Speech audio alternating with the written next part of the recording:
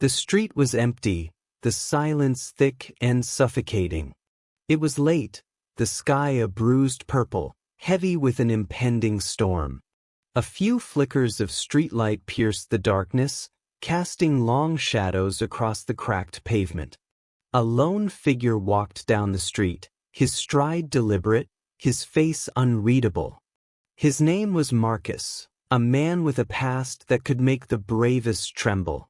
Marcus had been walking for only a few minutes when he heard the distant hum of a police siren.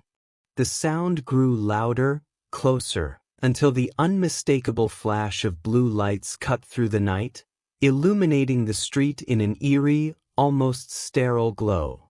Four police cars screeched to a halt in front of him, the tires leaving a trail of rubber on the asphalt. The doors swung open in unison, and the officers emerged, heavy boots clanging on the pavement.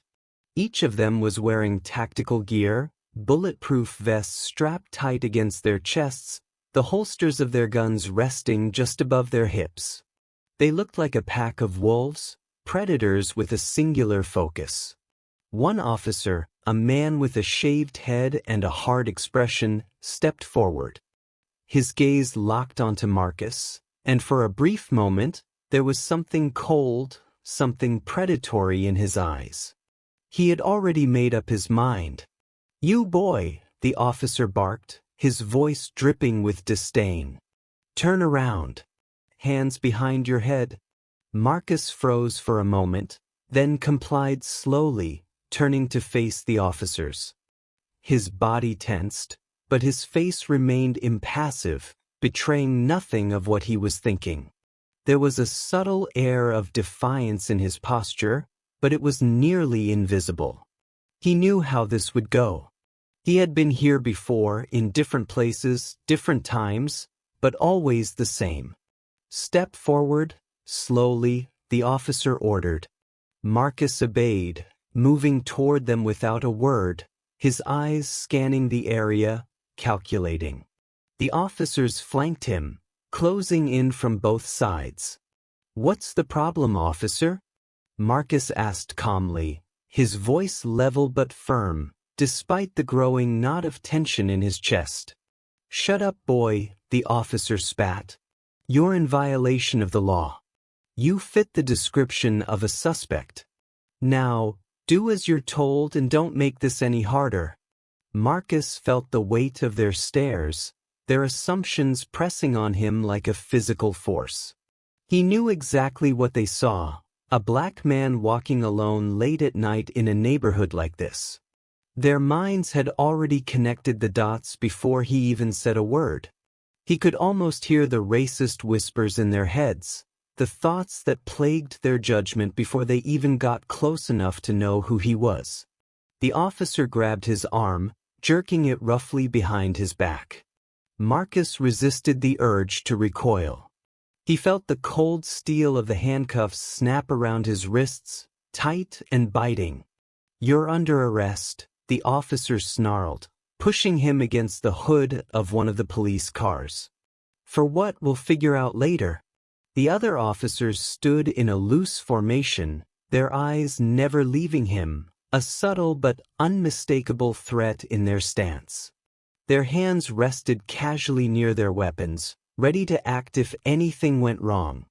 The first officer smirked. "Let's see how you handle this, tough guy. Why don't you tell me what I'm being arrested for first?" Marcus asked, his voice smooth, controlled. His heart was racing, but his face never betrayed it. "Shut the hell up," the officer barked again, slapping Marcus's cheek with the back of his hand. The slap was quick, like a crack of a whip, and it left Marcus momentarily stunned. The tension in the air thickened, and the officers gathered around, closing in on him like vultures. One of them, a tall man with an arrogant smirk, stepped forward, pulling a baton from his belt. "You're gonna get a little lesson in respect tonight, boy," he said, his tone low and taunting. He swung the baton across Marcus's back with a sharp crack. Marcus winced but stood tall, refusing to bend under the pressure. The baton was a minor blow, insignificant in comparison to the things he had endured before. But the officers were far from done. They began circling him, making their insults sharper, louder. They called him every name they could think of, each word more vicious than the last. They were trying to break him, trying to make him submit, to make him feel small, worthless. "You're nothing but trash," one officer sneered, his breath hot on Marcus's ear as he leaned in close. "Just a punk, walking around like you own the place. You think you can get away with anything, don't you?" The officers continued their taunts, their jeers growing more venomous with each passing moment. But Marcus didn't flinch. He had learned long ago how to shut out the noise, how to remain calm in the face of hatred. "Just get it over with," he said quietly, his voice still even, his body still. "Whatever it is, just do it. I can take it." The officer smirked. "Oh, you'll take it, all right?" He jabbed the baton into Marcus's ribs, forcing a grunt of discomfort from him, though he didn't cry out. Another officer, a younger man with a crooked grin, stepped forward. He grabbed Marcus's jaw with a vice-like grip, twisting his face to the side. "You think you're so tough, huh?" he growled. "We'll see how long that lasts." He shoved Marcus's face against the cold metal of the car, pressing hard enough to make his vision blur. The world around him seemed to spin as the officers closed in tighter, their hands grabbing at him, pulling at his clothes, their words becoming a maddening buzz of noise. But in the midst of it all, Marcus's mind was calm, focused, cold. The officers thought they had him. They thought they had all the power. But they had no idea who they were dealing with. Marcus's eyes flickered toward the officer who had slapped him. The officer's grip was still tight on his arm, his fingers digging into Marcus's flesh, but Marcus wasn't worried. He had been here before, in far worse situations, and he had survived. The worst they could do now was push him to the edge. And once they did, they'd see exactly what kind of man they had chosen to torment. The storm was coming, and so was the reckoning. The cold metal of the police car bit into Marcus's cheek as he was shoved against it. His wrists burned from the cuffs, the weight of the situation starting to press in on him. He had dealt with worse, but there was something different about this. The tension in the air felt thick, suffocating, as if the very atmosphere was waiting for something to snap. Outside the car, the officers were laughing. It was a cruel, empty sound, like the caw of vultures circling their prey. They believed they had control. They believed they had broken him. But Marcus didn't flinch. He didn't show weakness. Not yet. The back door swung open, and the officer who had slapped him earlier, the one with the shaved head, loomed over him, his expression cold. "Get him out," the officer barked. Two others stepped forward, yanking Marcus out of the car and dragging him toward the back of the police station. The cuffs dug deeper into his wrists, but he resisted the urge to react. He knew better than to let them see him struggle. "Where do you think you're going, boy?" one of the officers taunted, the word boy dripping with venom. "You think you're above the law? You think you get special treatment?" Marcus didn't answer.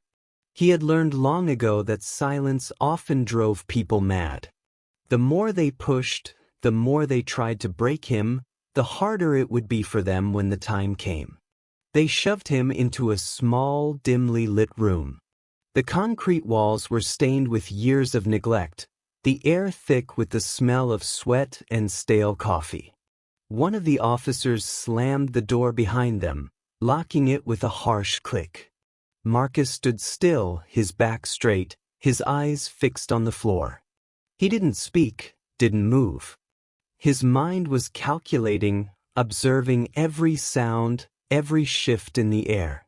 There were 3 of them, and they were already making their move. The officer who had been the most vocal stepped forward, a cruel smile playing at the corners of his lips. "You like playing tough, huh?" he said, his voice low and mocking. "Let's see how long that lasts. We'll teach you some respect." He stepped closer, grabbing Marcus by the arm and twisting it behind his back. The sudden pressure sent a jolt of pain through Marcus's shoulder, but he didn't react. The officer yanked harder, but Marcus remained calm, his breath steady. The second officer, a tall man with a crooked grin, watched eagerly. "He's not gonna last long," he said, his voice dripping with anticipation. Marcus's heart rate remained steady, every muscle in his body coiled like a spring. He was waiting. They didn't know it yet, but they were walking straight into a trap.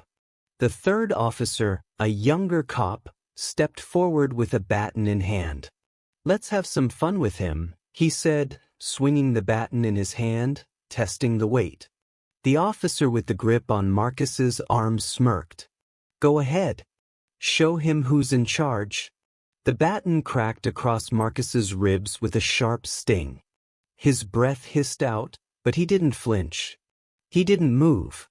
The younger officer swung again, this time harder, aiming for Marcus's stomach. This time, Marcus exhaled sharply, the pain rattling through him. But still, no reaction.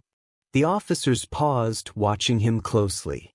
The silence hung heavy in the air, a palpable tension. They were trying to break him. But Marcus wasn't like them. He had been through far worse than this, and he was done being their victim.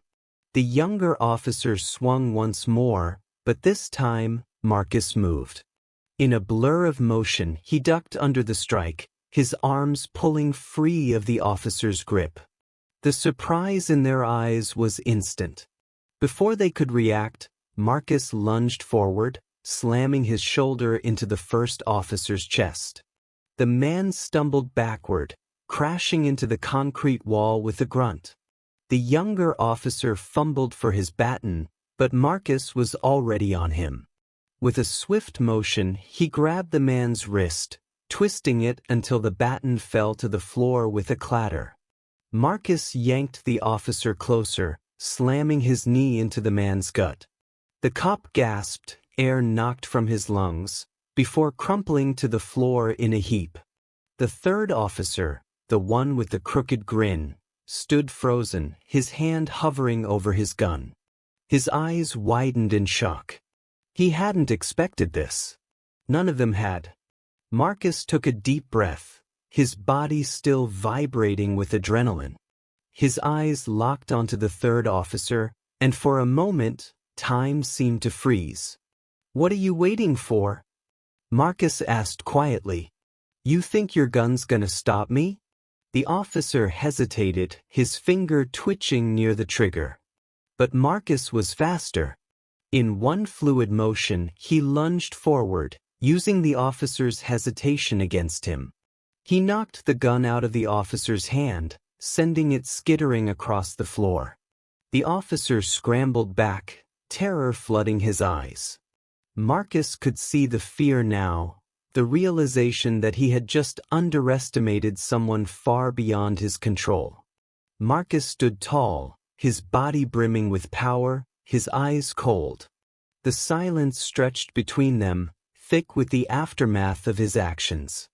The three officers were on the floor, gasping, their faces twisted in disbelief. He could see the fear in their eyes, the realization dawning on them. They had pushed too far. They had crossed a line they couldn't come back from. The door to the room suddenly burst open, and more officers rushed in, but Marcus was already moving. He didn't need to wait for their reaction. He knew what would happen next. He was done being their prey. Marcus didn't look back as he moved toward the exit. He didn't need to. The storm had arrived, and nothing would stop it now. The metal door slammed behind Marcus with a deafening thud. He was outside now, but the adrenaline surged through his veins, telling him the danger wasn't over. The alleyway stretched ahead, dark and narrow, but he could see the faint glow of streetlights in the distance. He needed to move fast. Footsteps echoed from behind him. The officers were close, too close. Marcus's body tensed. He wasn't done running, not yet. The world around him felt sharp, every sound amplified, every detail clear. The air was thick with the scent of wet pavement and burning rubber, but all that mattered now was getting away. He turned into the alley and bolted toward the fire escape that zigzagged up the building. A shot rang out, the crack of the gunshot reverberating in his chest. He ducked instinctively, feeling the whoosh of air as the bullet barely missed him. He kept running, his mind calculating his next move. His eyes locked onto the fire escape. Without missing a beat, Marcus leapt, grabbing the metal ladder with both hands and pulling himself up. The pain in his legs burned, but it was nothing compared to the fire in his chest, the drive to survive. He was a predator now. They were the prey. The sniper's rifle fired again, the sound sharper, closer. This time, Marcus heard the bullet smack into the metal railing just behind him. His instincts screamed at him to go faster. He scaled the fire escape with an urgency that came from deep within, not stopping until he reached the rooftop. Panting, he crouched low, trying to steady his breathing. Below, the officers gathered at the base of the building, their radios crackling with updates. Marcus could hear them shouting, but it wasn't panic. It was anger. They were desperate. They had underestimated him. They were trying to cut off his escape routes, sealing off the exits. But they didn't realize that Marcus was always a step ahead. He knew this city. He knew the layout. The sniper had repositioned, but Marcus was ready for it. He moved swiftly across the rooftop, his eyes scanning for the next threat. He didn't care about the pain in his legs or the blood seeping through his jacket. All that mattered now was survival. He spotted the sniper on the opposite building, adjusting his rifle. The officer was so focused on the street below that he didn't see Marcus closing the distance. It was a split-second window, the perfect opportunity. Without hesitation, Marcus sprinted for the edge of the rooftop. His foot hit the ledge and he launched himself across the gap between the buildings. The wind whipped past him as he sailed through the air, his body coiling like a spring. The impact of landing sent a shock through his body, but he rolled with it, coming up to his feet in one fluid motion. The sniper turned just in time to see Marcus charging toward him, but it was too late. Marcus was already on him, grabbing the officer's rifle arm, twisting it violently. The sniper gasped, trying to regain control, but Marcus was faster. The rifle was knocked away in an instant. The two men grappled on the rooftop, but Marcus was relentless. His training, his experience, all of it came rushing to the forefront. The officer struggled, but Marcus's grip was ironclad. In one swift motion, Marcus brought the officer to the ground, securing him in a hold that left no room for escape. The sniper gasped for air, his face contorted with fear. But Marcus was cold, his gaze unwavering. He wasn't done yet. He stood up, pulling the officer to his feet. The sounds of the officers below grew louder, closer. They were regrouping. He had no time to waste. The sniper was useless to him now, and Marcus knew he had to keep moving. But before he could take another step, more gunshots rang out, echoing from the distance. Marcus's heart skipped a beat. They had backup. They were closing in. He turned toward the edge of the building, looking down at the street below. His mind worked quickly, calculating his options. There were too many of them coming from all directions. He was trapped. But then a thought flashed in his mind. A way out. The fire escape. It was still there. He could drop down to the lower level and make a break for it. But he had to move fast. Marcus turned back to the sniper, grabbing the officer's radio from his belt. He clicked it on, hearing the scramble of voices on the other end. "Who's there?" A voice crackled through the radio. Marcus didn't answer. He tossed the radio off the edge of the building, watching it shatter on the ground below. Then, without a second thought, he ran for the fire escape. His body was screaming in pain now, exhaustion creeping in. But his mind was sharp, focused. Every movement was deliberate, every decision made in an instant. The officers below would soon realize what he'd done. But by then it would be too late. Marcus descended the fire escape in rapid succession, not pausing until he reached the street. The chaos around him swirled, shouts, sirens, the rush of the city, but it was all background noise now. He was invisible, just another face in the crowd. As he disappeared into the night, his heart pounding in his chest, he knew one thing for sure: this was far from over. The reckoning was only just beginning. The night air was thick with tension as Marcus slipped through the maze of alleyways, every nerve on high alert. The city felt different now, dark, oppressive, alive with the hum of danger. His footsteps echoed off the damp pavement, but he moved swiftly, his training taking over. He had no plan, no destination in mind, but his instincts were razor-sharp. He knew one thing: he couldn't stop moving. Not yet. His mind raced through the possibilities. The officers were still out there, hunting him. He could feel their presence even though they were miles away. They wouldn't stop, not until they had him. But Marcus had always been a step ahead. He had the advantage of being underestimated, and that would be their downfall. He cut through the back streets, his senses scanning every corner, every shadow. He had to blend in, disappear into the crowd. The city was full of people, but right now they were just obstacles, distractions. He needed a place to regroup, to think. A flickering streetlight caught his eye. The glow from the bar just beyond it cast long shadows, making the whole street feel like a trap. But Marcus didn't hesitate. He crossed the street in quick strides, blending with the bustle of late-night pedestrians. He kept his head down, his pace steady, though the weight of his injuries slowed him. He entered the bar without a second glance, the door swinging shut behind him. The dim lighting and the murmur of conversation offered a brief moment of normalcy, but Marcus knew it wouldn't last long.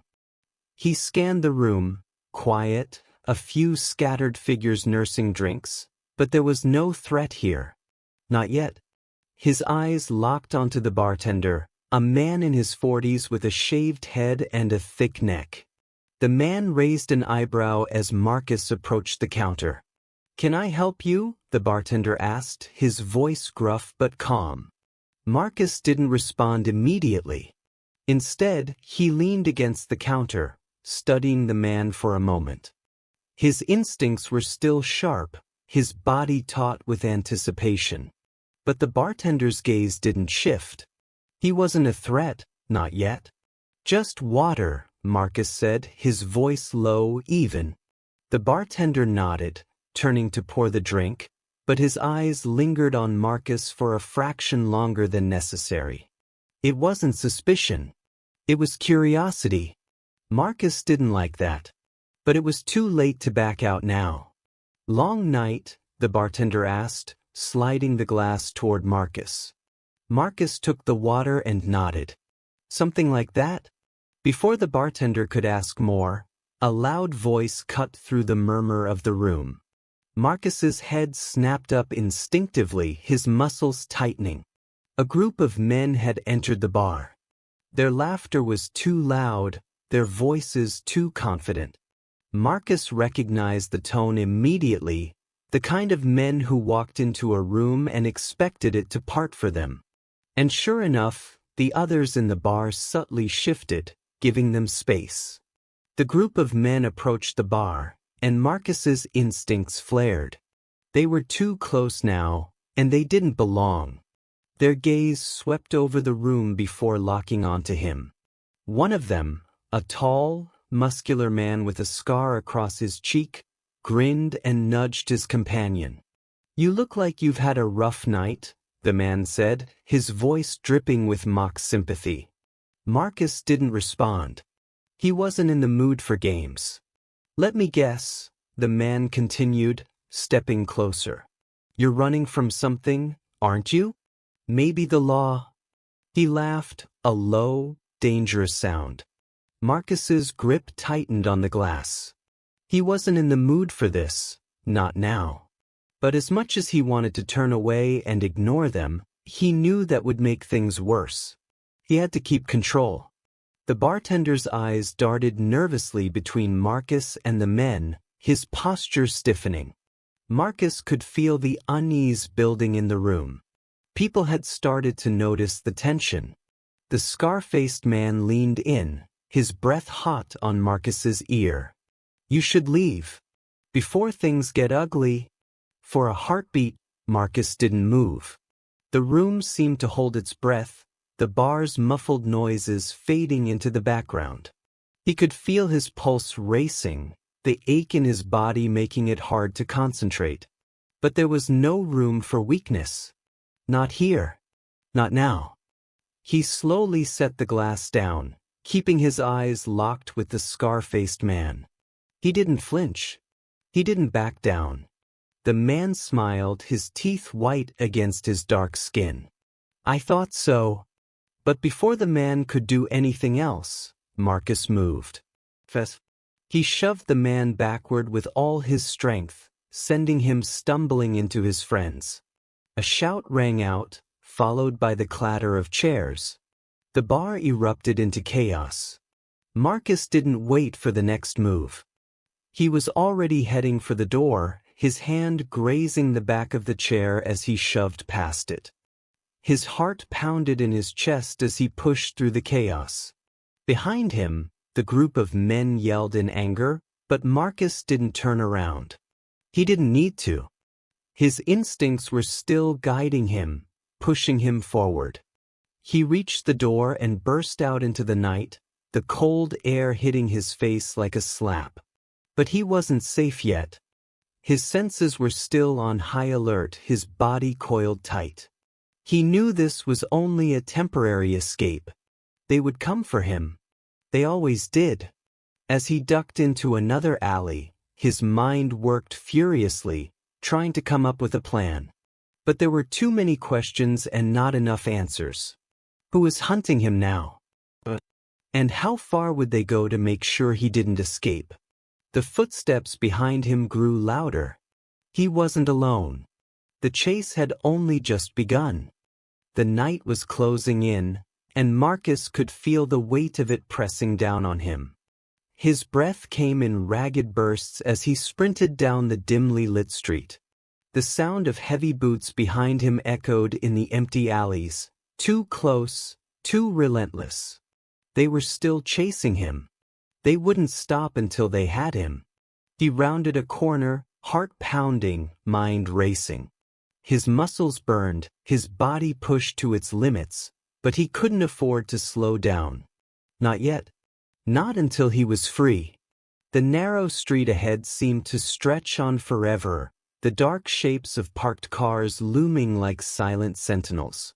Every instinct told him to find cover, to hide, but there was nowhere left. He was running out of time. The sound of pursuit grew louder. Marcus's gaze flicked to the side. A dead-end alley loomed ahead. His chest tightened. He was trapped.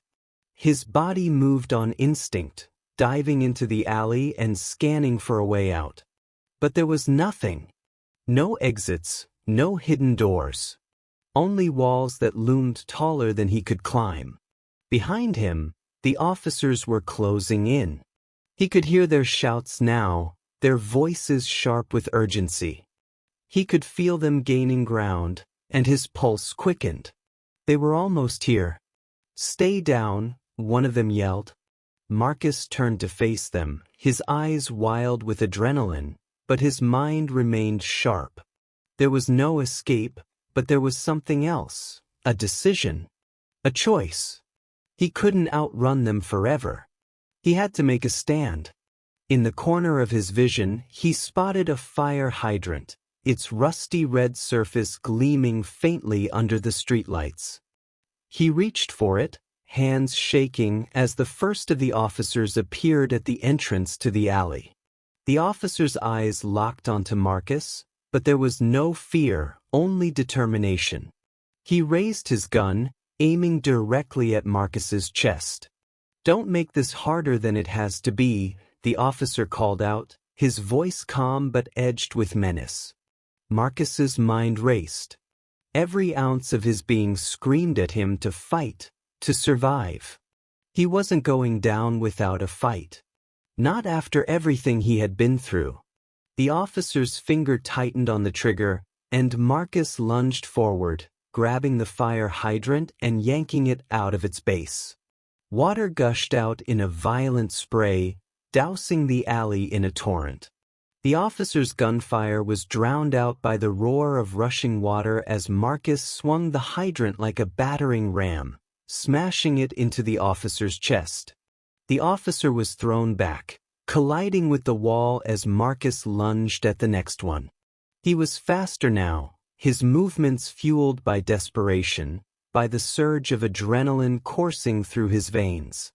The officers hesitated, thrown off by the unexpected attack, but Marcus didn't give them a chance to recover.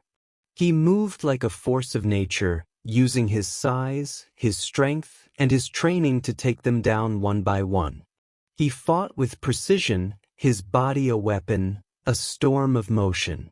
The alleyway was chaos now, water pooling at his feet, the sound of bodies hitting the ground drowned out by the deafening roar of the fire hydrant. It wasn't clean, it wasn't pretty, but it was effective. The last officer lunged toward him, but Marcus was ready. He sidestepped, his hand reaching for the officer's gun before it could even be aimed. He twisted the officer's wrist, sending the weapon clattering to the ground. The officer fell, and Marcus stood over him, breathing heavily, his chest heaving. For a long moment, the only sound was the rushing water. The officers were down, but Marcus knew it wasn't over. More would come. There were always more. His gaze shifted to the street ahead, but as he took a step forward, he heard the sound of sirens. Growing louder. The cavalry was coming. It was now or never. Marcus made a snap decision. He turned toward the fire escape on the side of the building, his legs screaming in protest as he ran toward it. He could hear the sirens closing in, the flashing lights beginning to bathe the alley in red and blue. There was no time to waste. He reached the fire escape and began to climb, his hands slick with sweat. Each step was a strain, but he didn't stop. Not now. Not when the finish line was so close. The sound of approaching vehicles made his stomach turn, but he didn't look back. His mind was singularly focused on the rooftop ahead of him. Once he was there, once he was out of sight, he could disappear. But even as he climbed higher, his thoughts remained dark, clouded. The officers would be back, there was no doubt about that. They would stop at nothing to find him. The game was far from over. He reached the top of the building, his chest heaving with exhaustion. For a moment, he just stood there, taking in the city around him. It was silent up here, the noise of the street below a distant hum. The view was peaceful, but Marcus knew better than to be fooled by it. He glanced back at the rooftop access door. It wasn't locked. Someone was likely still up here. And then he saw them. A figure emerged from the shadows, tall, lean, wearing a dark jacket. The silhouette was unmistakable. Marcus's heart skipped a beat. Another officer. "Thought you could outrun me?" the man said, his voice a low growl. Marcus didn't answer. His instincts kicked in, and he was already moving. But the officer was fast, quicker than Marcus had anticipated. They collided in a blur of motion, both men hitting the ground hard. The officer scrambled to pull his weapon, but Marcus was already on top of him, his hands closing around the man's throat. The officer struggled, gasping for breath, but Marcus didn't stop. Not until the officer went limp beneath him. Panting, covered in sweat, Marcus stood over him, his chest rising and falling with each ragged breath. The fight was over. For now.